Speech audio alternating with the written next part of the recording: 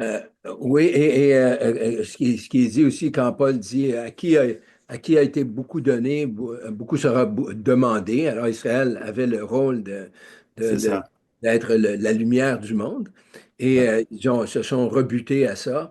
Mais en même temps, euh, comme les promesses sont données à Israël, est-ce que Israël, dans un sens, c'est une question qui est peut-être un peu puérile parce que c'est comme les apôtres qui demandent, peux-tu être à gauche, peux-tu être à droite dans le ciel? Est-ce qu'Israël a, dans ce sens-là, est-ce que Dieu donne une prééminence à Israël dans les cieux? C'est une drôle de question, mais je me pose un peu comment les exégètes réfléchissent à ça. Hmm. Alors, Est-ce qu'il y a un privilège pour Israël, autrement dit, dans les cieux? je m'excuse, répète le mot, Est-ce qu'il y a un privilège pour Israël dans les cieux?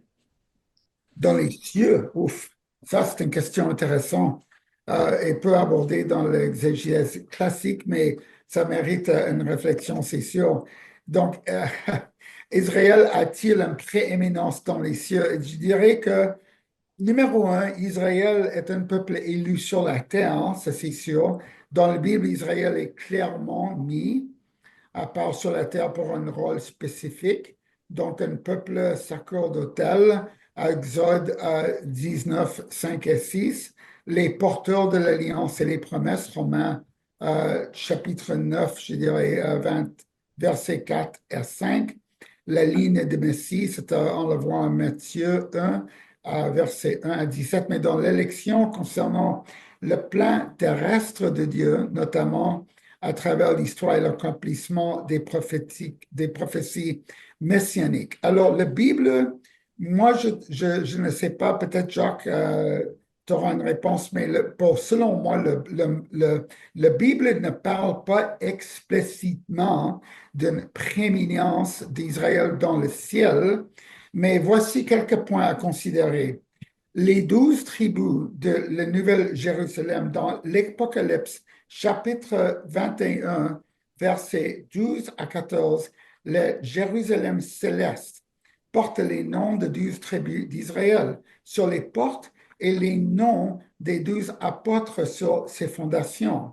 Donc, cela montre que l'identité d'Israël reste présente dans l'éternité sans pour autant établir une hiérarchie.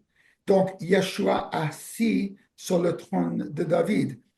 Luc 1, versets 32 à 33 affirme que Yeshua régnerait sur le trône de David pour l'éternité. Donc, cela signifie que l'éternité royale d'Israël perdue dans le royaume messianique, ce qui peut être aussi interprété comme une forme de prééminence.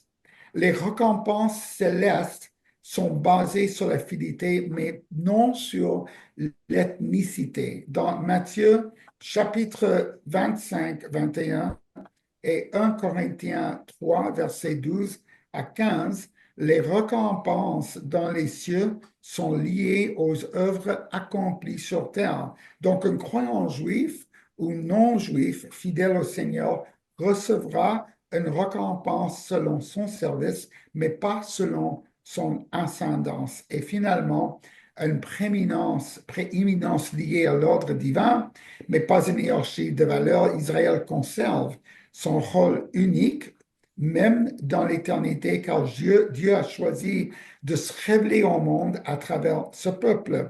Mais dans le nouveau cieux et la nouvelle terre, tous les croyants régneront avec le Messie.